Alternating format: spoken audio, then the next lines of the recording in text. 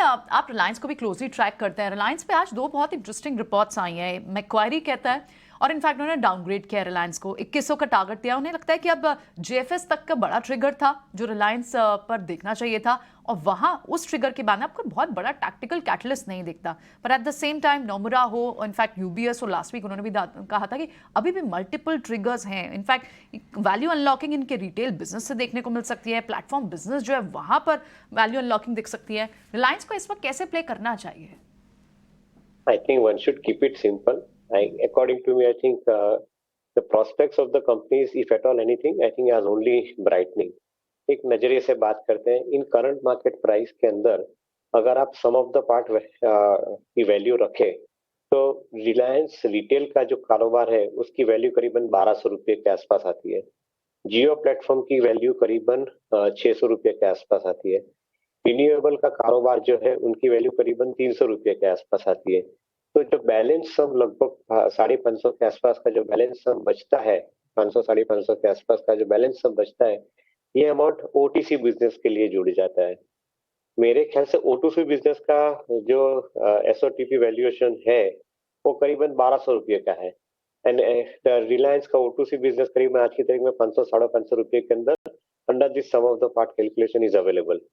I cannot digest and understand this particular subject. I think where exactly the negativity is being seen here. On the contrary, I feel that O2C business is going to grow big from here. क्योंकि करीबन लगभग 60,000 करोड़ का EBITDA contribution ये business में से आता है, which is significantly large. And every year with a higher amount of oil and gas production also happening simultaneously, यहाँ पे लगभग 10% से 15% के आसपास का ग्रोथ आने की एक संभावना है। At the same time margin जो है refining segment के अंदर because of the change in the feedstock, they are actually sustaining and they are, I think, remaining steady as compared to the fluctuating margin of many other commodity refining companies. तो मैं ऐसा समझता हूँ कि रिलायंस के लिए काफी हद तक एक एडवांटेज गिना जाना चाहिए।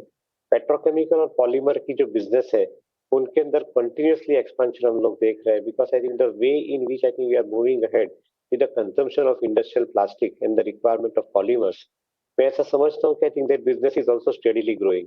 तो O2C बिजनेस का वैल्यूएशन 550 रुपये का रहना is out of context. I think it is not possible. Maybe I think somewhere market will have to get adjusted to the reality and you will start seeing the better price for O2C business. Rest of the businesses are proven.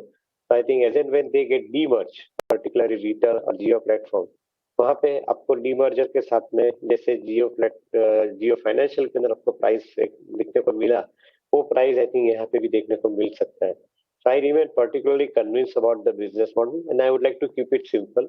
There is nothing which is called, I think, downgrading on this particular stock. On the contrary, I think these stocks deserve to be re-rated on upside.